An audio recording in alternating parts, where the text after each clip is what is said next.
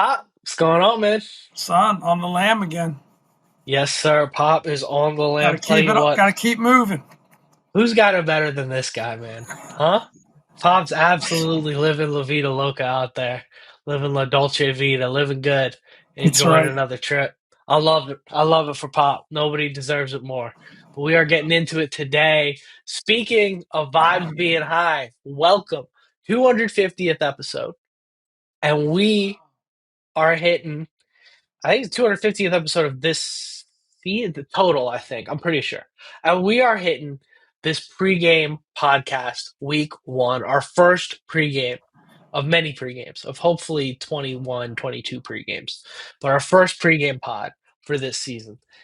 Fired up. So, y'all, this one you're getting on a Monday. You're going to normally be getting your pregame podcast on Thursdays. Today you're getting them on Monday because we have the week to wind up to it. But normally, this is the last time you're only going to get one podcast a week from us for a while. We're going to be going twice a week. Boom, boom, boom, boom, boom. And already on a short week, week two, might have to modify the schedule a bit for the Packers game, who the Packers have been in absolutely no headlines recently. So not much to talk about there. But today, just for those of you who are new, when we hit our pre-games, we always hit a little bit of a vibe check. Then there's a scouting report. Then we talk about three keys to a win. And then after that, we get into our Bada Bets. So some of you guys have been around for a while, but for those of you who don't know how we do our pregame coverage, that's what we're going to get into. And guys, don't forget to enter the Jaden Daniels subscriber giveaway challenge subscriber giveaway. If we hit our goal of 2,000 subscribers during the 2025 season, we've decided to be generous, extend it a little bit for you guys. So hopefully you have between now and February to enter. If we hit that goal of 2,000 subscribers, just subscribe and then send us an email with your name, address, and jersey size to diamondpopgiveaway1@gmail.com. If we hit that, we will go ahead and hit a drawing, and you'll have a fresh one to wear for Super Bowl Sunday, hopefully. I don't I know. miss I guess anything, people Pop? don't want a free Jaden Daniels jersey. I don't know what's going on. Just I don't know sub. what to tell you, man. Tell your I don't know friends. what to Create a tell you. fake account. Do something. Get these subs up to 2,000 and we'll do that drawing. Just remember, it's not 2,000 people that enter, right? Generally, the entries are much, much smaller than that. We'll be lucky to get 100 people that actually go ahead and email. I hope it's a lot more than that. Why not? So Absolutely. your odds are pretty good. Get those entries in, but we got to get the subs up. So tell your friends, and obviously as many views and likes as we could possibly get. Keep that trend going. Love it. Um, anyway, let's do this. Shout out to the Let's keep it lovely rolling, man. MC for our anniversary weekend. Couldn't do it without her. That's why we're away this weekend. So good stuff. Good stuff. Good stuff. Let's keep it rolling, man. So, Giants pregame is what we're getting into today. First things first, where are the vibes, Pop? Give me the vibe check for the pregame. How you feeling? I don't know. The swig of A water was a rough bad time. idea It's at a that rough moment. timing on that water But sip. That's no, but unbelievable. yeah, horrible. I needed Week preseason for one. sure. It's week one. We're working It's out the week one. kinks. Um, but yeah, I mean, vibes are high. They got to be. I think, especially, we did a really quick short last week. We were bemoaning the whole situation with Terry. Terry signed to an extension. Great to see him back at practice catching balls. So vibes have to be high going into this game. You're always a little nervous, right? Week one, Giants, they always seem to play us tough. I think they'll play everybody in the division just tough. You'll get into the scouting report. Russ Wilson, you know, played us pretty tough last year. So I expect him to, give us a tough time. So we'll get into what we think we need to do to make sure that's not the case. But vibes are good. They got to be good at this point. I think this start to the season with the Giants, short week, Thursday night football, and Packers. So it's going to happen. Boom, boom. It's going to be interesting. I guess you talked about our schedule. We're going to need to figure that out, but I guess it'll be similar. We'll just post one Thursday morning for the Packers. It's really important. This becomes a really important game. Kind of take the pressure off that Thursday night game a little bit on the Yeah. road because that's a tough one. 100%. Yeah, it's gonna be a short week for the guys. It's gonna be a short week for us. I'm coming off road trip, coming back for this one, so it's gonna be interesting. You guys, the next time you hear from us, in person pod from Mountain Pop. How about that? So Awesome. in person recap for Oh, week one. So I think I'm with you, Pop. I think the vibes have to be high at this point in the year. I mean, if the vibes are not high at this point in the year, something is incredibly wrong. I mean, vibes have been high at this point in the year when we had Carson Wentz under center, right? Like it's kind of like JP always says like it's like your junior prom or your senior prom day. If you don't look good on your senior prom day, you might just not be very good looking in the first place. I think that's always a great analogy. Because yeah, if you're not feeling good and we excited wouldn't about know your team, what that's like for sure. no, I tell you what, I did not look good on my senior prom day. There was a long hair phase I was in the middle of, right? That was pretty You rough. still look good. I appreciate you're my dad. You're a little biased, but all in all, I will say I think yeah, if you're not excited about what's going on here, obviously since you've seen us last, Terry re-signed. You've heard all the news about that. We're thrilled about it. I think the deal was very friendly for the team. It was also very good for Terry. It's basically a situation where I was like, listen, if you are that guy late in your 30s, you're going to get rewarded for it. And if you're not, the team's not going to get hurt for It it, and was you a get win-win. guaranteed money up It was front. a It's a win-win. win-win. So vibes are back. He's in practice playing cornerback against Jalen Lane. So if there's any doubts about where Terry's head's at, we're all set. So getting into this game, man. Giants at Commanders, 1 p.m. at Northwest Field, formerly known as FedEx. Sunday, September 7th, opening day, baby. 1 p.m. game. Enjoy these 1 p.m. games while they last. There's not going to be a lot of them, so enjoy them. We're going to hopefully get in a little bit of G before the game. It'll be nice. So vibes could be literally anywhere by the time the game starts, but I assume the boys will be buzzing after that. It's looking like it's time for a little scouting report. I mean, I don't know if there's anything else other than scouting you want to cover, Pop, but I say we get right to it. Now I say we get into it. So, the Giants are in a weird spot, and Hard Knocks will do a better job of recapping this than I ever could at the end of the season, but they are in a real weird spot right now, just as a team, in my opinion. You've got Joe Shane and Brian Dayball, who maybe are already a couple years past their half life, I think. I wouldn't be surprised if Dayball is the first coach to get fired this year if they You get were a off to a big slow Dayball start. fan back in the day. I was proven He was wrong. the next Um, coming of Lombardi for you. I was a big fan of Dayball at the start, and there was reason to be a fan of him early on, but this team just really has imploded since. Quarterback situation's rough there. Offensive line situation is questionable. They do have some talent and some weapons that could definitely make you pay on offense in terms of you've got Malik Neighbors there. You've got I think Darius Slayton re-signed to a pretty decent sized deal there. You've got Tyrone Tracy at running back, who's a real shifty kid, talented player. Um, but overall, I just don't see it offensively. Now, defensively, they've got some talent. This might be the best defensive line we're going to face all year, right off the bat. Um, but the secondary is really suspect, in my opinion. The linebacking group is really suspect, in my opinion. It's a good front four, but how many years did we have a good front four in Washington with nothing else backing them up? And how far did that get you? And the answer was not very far. So I'm a little concerned about that. But that would be the biggest. If there was a world in which we got, you know, shockingly ran over by the Giants, I think it would have to be because that defensive line falls and just really catches us off guard. But I think they're ready for it. I think they've upgraded. We've upgraded just as much, if not more, on the offensive line than they have on the defensive line since the last time we've played them. Obviously, they've added Abdul Carter, who's just a stud. They've got Brian Burns, who's still a special player on the other side of the ball, and obviously Dexter Lawrence, probably the best defensive tackle among the best defensive tackles in football.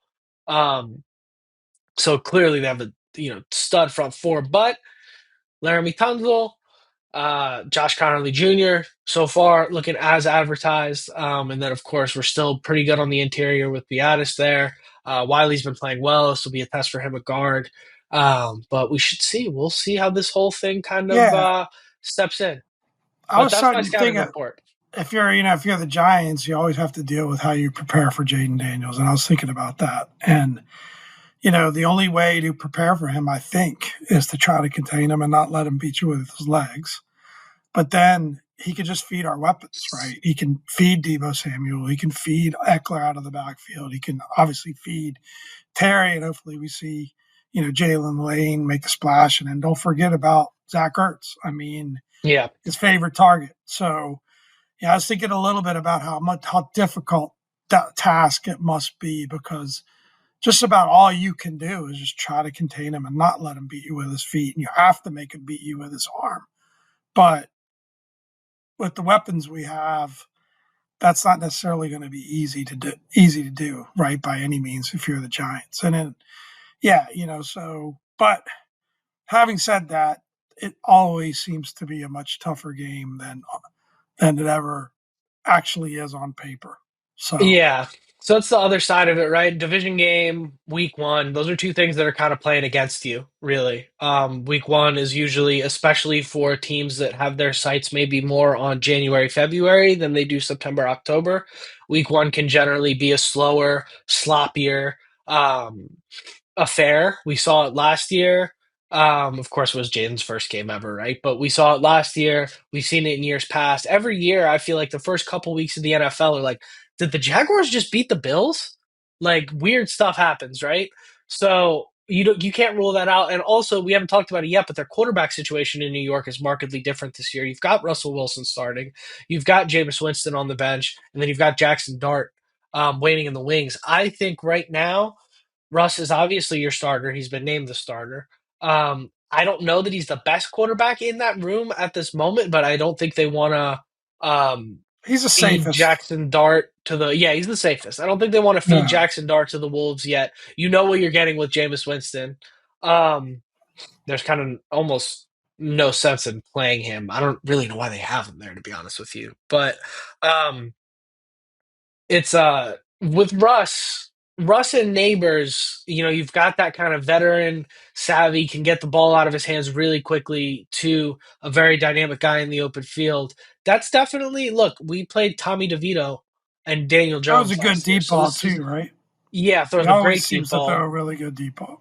Cooked us on that a few times. He beat us last year. Russ beat us last year with the Pittsburgh team that was not very good. So He I can don't want still to have take his that out moments. of the equation. Yeah. If Russ turns it on, you've got a decent game, but Russ also doesn't really seem to have control over when he does and doesn't turn it on. So we'll see how this goes. Um, I think we should get in our three keys, man. What do you think, Pop? I think so. I think so. Because So I think that'll feed right into what we're getting ready to talk about here. exactly. So our three keys. I think we're going to go through them quick, and then we can kind of summarize, reflect, so to speak, after we get through Yeah, them. Key I've number got some one. points I'd like to make. Key number one. We start fast on offense. You got to get an early lead. Let it snowball. Like let's be in one of those situations where it's 21-7 at halftime. Let's get ahead early. Number two, run the ball, stop the run. I think this is going to be key for the whole season. But especially against this good Giants defensive front, we can't get into a situation where we're letting them just pin their ears back and we're just going pass, pass, pass. Get that run game going and stop their run game. Force Russ to beat you with his arm. Number three, ball is life. Russ will turn the ball over. He does that. That is a thing that Yeah, guy does. So force him to turn the ball over and protect the ball. Tyrone Tracy's also had some ball security concerns. So let's get a couple of those Bobby Wagner peanut punches in there. Yeah, I think it's what it's going to be is force the Giants to make some turnovers and limit stupid turnovers on our side. If we're stealing, I think if we steal one or two possessions, we might as well just put this thing away, in my opinion. yeah, I think it's key because we also got brand new set of running backs, right? And Ja'Cory Cross-Gamera. That's if there is one concern with him is ball security at times. From what I've heard. So we've got to make sure we secure the ball. Obviously, if we could turn them over, that's just huge, right? That's Yeah. where you could see this thing. In addition to a fast start on offense, you could see it start to snowball.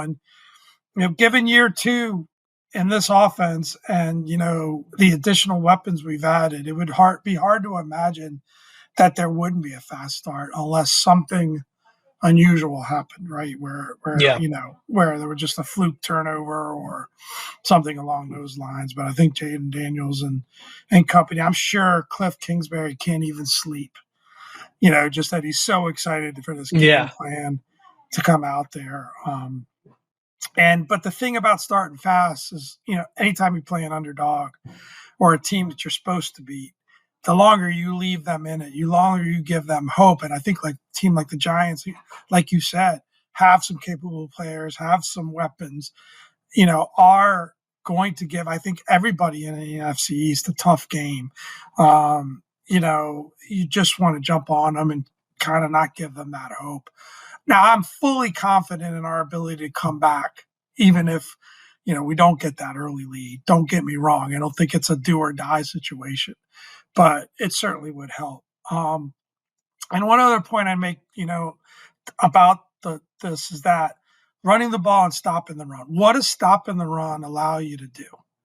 That 5-man front of Von Miller, Frankie Louvu, Johnny Newton, Deron Payne, and Kinlaw, right? You can go 5-man front and imagine Louvu and Von Miller on the same pass rush, which I can absolutely see them do, Oh yeah. being able to pin their ears back. So if you have an early lead and you stop that run, now things could get interesting, and that could lead to point 3 where you get more and more turnovers with pressure. So that's what I'm excited about, because I think that D line all of a sudden becomes a problem, especially in the pass rush, right? Yeah. That Louvu Miller combination, I can't wait to see that. Yeah, I think it's going to be exciting. And you're talking about Kinlaw as well. I, I mean, I think this is going to be a lot of fun because personally, I think this team has been underrated for how much they've grown and built. And I think if unless you follow the team very closely, which I can't necessarily fault the national guys for. Although I don't know, they do get paid a salary to do this and a handsome one at that. But I can't necessarily fault them for not having close tabs on all 32 teams. Maybe a team that made it to the NFC Championship last year would be towards the top of my priority if I was doing it, but what do I know? Um, but I think if you've been following this team very closely and you've seen the signings like Frankie Louvu and Beatis the year before, you can start to project what you can expect from the Kinlaws of the world, right? From the Von Millers of the world. Um, and I think this is a situation where, like, I think this team personally has improved significantly more in the offseason than they've been given credit for. Um, if you go back to this time last year, it was like, why did they trade back and not draft Cooper DeJean and take Mike Samerstill instead? Okay, Mike Samerstill turned out to be a stud. Okay, this Frankie Louvu guy kind of ascending, but not hasn't produced on like a big market team, not a household name, but a good player. Okay, you can equate that to maybe a Javon Kinlaw. A guy like Zach Ertz, what does he have left in the tank? Austin Eckler, what does he have left in the tank? Similar conversation around Debo Samuel coming in this year, right? And then you add in the addition of blue chip players like Laramie Tunzel, and I believe Josh Connerly Jr. is going to enter that conversation as well. And it starts to you start to say this team. I think this team has gotten a lot better, and I don't really think the result in week 1 is going to change my opinion of this. But I think this team's gotten a lot better than we can give them credit for. So you'll get our prediction in a minute. We're going to hit that on the Bada Bets segment. But real quick, we have some huge NFL, NFC East news. Is there anything more from the game you want to get into prior to Nope. that? No, I think we All right, wrapped it up great there. great. Huge news. Deron Bland has re-signed with the Dallas Cowboys for $92 million 4 years. So what that's going to do is that's going to shore up that back seven so that Micah Parsons can really just eat. So look for Micah Parsons, Defensive Player of the Year in that Dallas Cowboys uniform. That was the big news you wanted to talk about, right, Pop? I think that was I saw that. it, right? It's so funny, in context of the real big news, which we're going to talk about. It's the Yeah. classic Jerry Jones trying to put a Band-Aid on a broken arm kind of Oh man. situation, Don't because that he's look saying, "Oh, familiar? look, I could sign my important players to a long-term deal." And yeah, that was funny in a way. It kind of feels like when we put 3 first-round draft picks on the table for Russell Wilson back when he got traded to Denver, Woo! and then we Dodged a bullet there. ended up with Ryan Fitzpatrick. But yeah, in terms of that Micah Parsons deal, I gotta say, man, I'm fired up. I'm fired up. I'm joining the Cowboys faithful for old Jarrett. I think that is just an absolutely fantastic deal. Jerry Jones, here's the thing about it, Jerry. With 2 first-round picks, you might be able to get the next Micah Parsons. You could draft the next generational pass rusher with one of those 2 first-round picks, or you could take a guard that most guys had going in the second round. You could take him with one of those picks. So, hey, Jerry, you're doing great. Keep taking your vitamins. Hang in there. You're killing it. I'm a huge fan of what you've been doing over there in Dallas, and keep it up, brother. Great work. I love the bet, but why the hell do you have that hat? This is a theme party from a long time ago. That's great. Got to keep it It's ready. funny. I gave this some thought, Get this and thing you were off. saying, well, obviously, overwhelmingly great deal for the Packers. And here's why. And you asked me the question, would you have done a similar deal if you're the Commanders? My immediate reaction, because I'm always conservative, is no. But hell yeah, yeah, I would. Yeah. Because you think about it, you're trading away, okay, two what are most likely late first round picks. So essentially, what you're getting next year is Micah Parsons for a late first round pick, right? And Yeah. then you're just kind of throwing in another late first round pick type player for it. And then you're, a D tackle, maybe like a Deron Payne that is on the last year of his contract, and you don't know for 100% sure is going to be back. It's kind of a no-brainer deal for the Packers, and the idiotic thing for the Cowboys. At first you stop and you think about it, and you go, okay, well maybe it's not the worst thing in the world, because given Micah that contract along with what they've paid Dak and what they've paid CD Lamb, those would have been like over 50% of the cap. Never happened in history of the Yeah. NFL before. But why not shop them in March? When you could have got more for them. You could have got so much more for them at that point. You could have raised the market. It's completely and totally botched. But my question is this actually a good thing for the Commanders? Because I'm not sure it is. Because I think you're much more worried about the Packers. Our aspirations are the Super Bowl than you are ever worried about the Cowboys. I'm not sure this is good for us. He was never going to trade him to us, so in that respect, it doesn't matter. But No. trading him into division to the Packers, who is one of those top contenders in the division in the conference. Sorry, not division, conference. I'm not sure I like that. I don't agree. I think the Packers are in a tough division with the Lions and the Vikings that just always seem to be good, right? Which, if you told me that sentence when I was 8 years old, I would have told you were crazy. But both the Lions and the Vikings always just seem to be good and in contention against the Packers in that division. I think there's going to be there's just not a lot of situations where I think we're going to be going to Green Bay and playing them at home in the playoffs, regardless of them adding Parsons. So I personally think this is better for us because you know how those division games go. You know how those division games went last year. The Cowboys were awful last year, and they beat us. We split 1-1 with their backup quarterback on the field. Dak Prescott did not play in the game that we lost because of the Austin Seibert missed extra point, and you can make that the headline. But the reality of it is, we got our asses kicked for 3 quarters of that game. So I don't. I'm cool, and most of the reason is because they were lining up Micah Parsons in the A gap and just saying, "Go crazy, Micah," because we couldn't do anything about it. Yeah. So I'm cool with getting this guy as far away from our. I mean, this is you got to figure this is 6 to 8 less hits on Jaden Daniels a year from this trade. Like, I'm cool with getting this guy as far away from this Well, I team as mean, possible. I would have rather seen him go to Cleveland or like some team that has no yeah. chance of contending in the AFC, which is where it just blows my mind from Jerry is like, get him out of the conference. Like, why are It's you a trading him in conference? it's a complete Um, botch. It's a complete yeah, botch. It's disastrous. You've heard people say it's the worst trade, you know, they've ever seen, kind of thing. I'm not sure it's, I'm sure we could think of ones that are worse, but I think when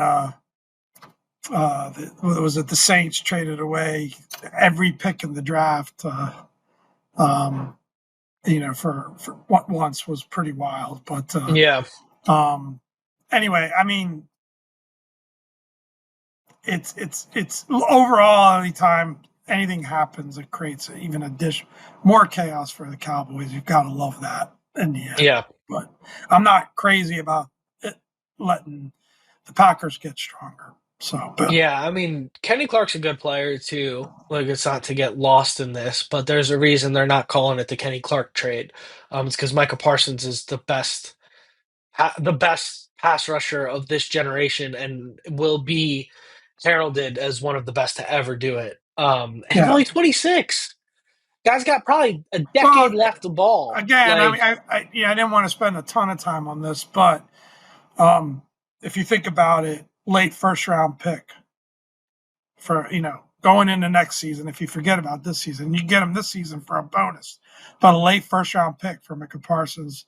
Yeah, you throw in the additional one, but it's a no brainer of a deal for the yeah, Packers, and the Cowboys just got stuck. They got stuck because of what they paid Dak Prescott, and I think it's great. It's awesome. I love it. Put that I hat back love every on. second of it. Yeah, no shot, no shot. So let's get into it, man. Let's get our Bada Bets pick. So it's a little early. Usually we do our Bada Bets on Thursdays, but we've got a Thursday night game, we've got a Friday night game, we've got Sunday, Sunday with two Sundays, 1 o'clock, 4 o'clock, Sunday night, and then Monday night. So we always hit all the national games. And then we add in a couple fun ones. But before we make our Bada Bets, we got to do our Commanders prediction, which this does not count towards our Bada Bets record total.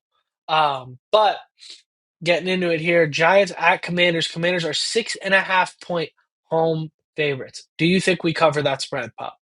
I do. I do. Got to go with our boys. I don't know. I never really like being confident going into a game, but I just feel like, yes, could the Giants beat us? There's no question they could. But I think in every scenario, if it's a tight game going into the second half, because look, there is no preseason these days, so there could be rust, there could be some rough edges for both teams, and I think that favors an underdog, right? When both teams are a little rusty and there's rough edges, and you got to grind things out a little bit. That favors a game kind of staying a little bit closer. But I think even if it's close, we'll pull away and end up covering that spread and winning that game. I won't say comfortably, but by a touchdown or more, I think is fair. So I definitely go with our boys. Got to get Yeah, this one. I'm going with the boys as well. I think this could be one where it kind of like I think it goes one of two ways, but I don't think either one of those two ways ends up in us winning by less than 6.5 points. At the end of the day, I'll say the same thing that I've said before every game last year, which is F the spread. I don't care about the spread. Just win the game. one Hundred If percent. we win by three, guess Win what? is a win. That counts the same. But this is a team that made a habit of just absolutely dominating B and C grade teams last year. I mean, people want to be like, okay, look at the teams you beat, but we beat them all by 30, 40 points at a time, and there was never like that's what you're supposed to do in the NFL. You're supposed to blow out lesser competition. So we did it twice last year. We didn't punt the first week. It was only the second NFL game Jaden Daniels had ever played. In week two, we didn't punt, and we still beat them. And then we got them later on in the season. It was like we just jumped out to an absolute blowout at the beginning, and then just kind of let off the gas and finished the Yeah, game up. Um, yeah, so I think that's going to kind of be the scenario. I think we could be looking at a situation where we're down like 14-10 some midway through the second quarter, and we go like, "Oh, what's going on? I don't like this." And then all of a sudden, touchdown, touchdown, and we don't let them, get through the rest of the game. I think it'll be either that or we just come out on fire, 27-7 at halftime, hang a 40 burger on there and let Mariota get some reps. I Well, think it's going to be one of sometimes an those two. ugly win early in the season is actually a good thing. But in this case, we're not going to have any time to really evaluate the Giants win. We got to get right into Green Yeah, Bay, right? So, but I agree with you. A win's a win, and just it's going to be so much fun to actually, see Jaden Daniels and the boys lace them up, get out there. I just can't wait. I can't wait. I And always I think felt that Bill home crowd is going to be, we looked at the possibility of going, and the ticket prices are just so high, not in the which mood is to in take a out a way second great to see, mortgage. right? That was never the Yeah. case before. So anyway, Yeah, I think I'm in win now, get good later mentality. That's the Bill Belichick quote for this time of the year. Win now, focus on making it pretty later on in the year. Just get her done. But we're gonna yes, both take the Cowboys there. All right, going through it here. Thursday night football, the Micah Parsons we're going to both Cowboys take the at Cowboys there. Eagles. I don't think so. I'm pretty sure we're both gonna take the Eagles there. The Eagles are 7.5 point favorites. You could make that line 18.5, and I'd probably still take Philly. Yeah, Um, I'm I don't know the smashing the Eagles on this one for sure. yeah, I don't know that they're going to be the dominant force that they were last year, but I don't see them being anything less than 8 points better than the Cowboys, given I where the mean, Cowboys are at.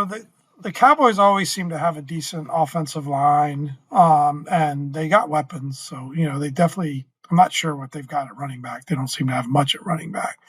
So, but I think they're just going to have to outscore teams. This is the vibe I get because they seem to be in some situations like that before too. And Eagles Uh, at home, vibes are high there. Everything's good. I expect them to take care of business I don't know, and man. cover. They can't. Cowboys can't run the ball. They can't rush the passer. Their offensive line is not good at this Not point as in good time. as They've it's had good lines in traditionally the been. past, Yeah, but it's rough. I mean, they were 31st in a couple categories last year. So I'm taking the Eagles for sure. hundred Friday night percent. football in Brazil. The Kansas City Chiefs are 3 point favorites versus the Chargers. Here's my first zag of the year. I'm taking the Chargers. I think it's going to be a weird overseas game. I think the Chargers come out hot. I think the Chiefs maybe slowing down a little bit this year weren't really what we expected them to be last year. And I think this is one of those where they just kind of either drop it or don't cover. Those 3 points are I don't know. I like the Chargers. I got a There's tingle. a key. There's a key factor here, man, that you're just missing. You're missing Travis Kelce and Tay Tay got Travis Kelce and Tay Tay got engaged. He's Engagement gonna be tour. relaxed. He's gonna be he's got all that pressure off his shoulder. Finally got out of the ring, got the woman of his dreams for happily ever after. I'm going Chiefs. Nah, seriously, a little bit of a bet there. Not as good as the Cowboy hat, but I think the Chiefs got a lot to prove this year. I know they went to the Super Bowl, but it was, we talked all season about how they were winning ugly and, got lucky and in some cases to kind of have the level of record. I think they're out to prove they've still got a great defense. I just think they're the better team. And Yeah. I'm never going to bet against Pat in a situation like this. So I'm going to go. And it's nobody's real home game, even though the Chargers are officially listed as the home team. It would have to suck to go to Brazil this week one for these guys. But I kind of forgot Friday night game. So what a start to the NFL week, right? Thursday and Friday night games. It's awesome.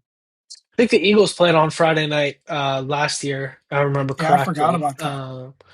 And then Sunday night or Sunday 1 o'clock, we have the Steelers 2.5 point favorites at the Jets. What do you like here, Pop? Yeah, this one was just intriguing to me, right? With Aaron Rodgers going back to play the Jets. I just threw this one in there because it was intriguing. I also think the Steelers team, interests me. I get decent vibes from the Steelers. I know you completely disagree with me, but I just feel like it's that steady and Mike Tomlin effect. It just feels like it's been a professional training camp. You don't see the headlines that we typically see from Aaron Rodgers, and by all accounts, they look really good in training camp. You know, I like the Steelers to get off to a hot start this season, and I'm picking the Steelers here. Um, I do not like the Steelers to get off to a hot start this season, but I do like them to beat the Jets. Um, Although Aaron Glenn could be a little feisty, but I just don't. You've also got Justin Fields playing against his last team as well, starting quarterback for the That's Jets. He was true. the starter for the And Steelers this time that last adds year. to the intrigue here. I think But that also adds to the reason why I'm going to be taking Pittsburgh. I just don't think Fields is an NFL quarterback.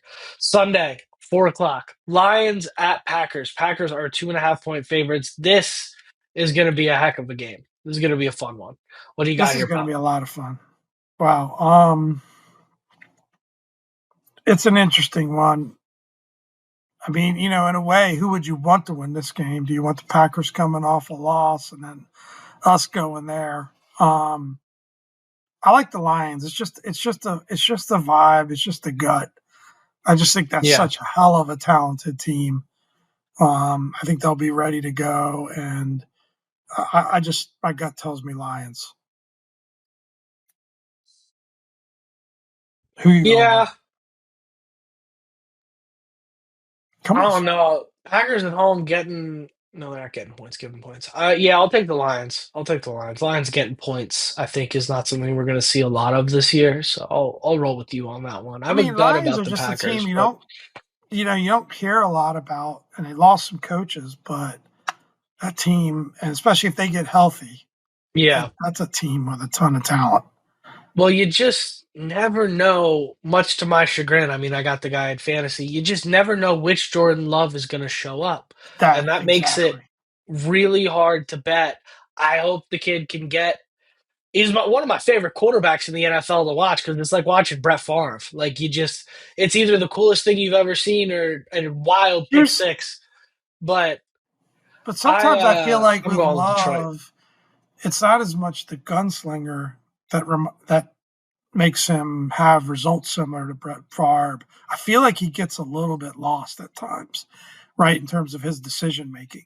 I don't always know that it's him going for it and just trying to, it's some of it I think is actually decision making, which hopefully with more experience year after year in the offense, he can continue to get better at that, Yeah, right? Because he's got talent.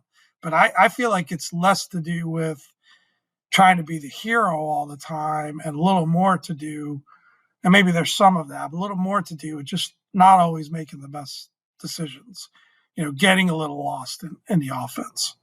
Right. I tell you what, I love watching it. It's fun to watch. It's fun to watch. Um, Sunday Night Football, Ravens at Bills. Bills 1.5 point favorites here at home.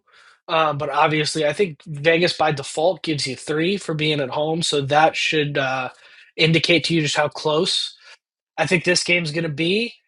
This one's interesting, right? Because the Bills won at home last year, even though a lot of people who watch the game would tell you they thought the Ravens were by far and away the better team there. They just kind of folded, which I will agree that they folded. I don't know the gap was as wide as some people say, but and then you have regular season last year. The Ravens absolutely blew the Bills out of the water.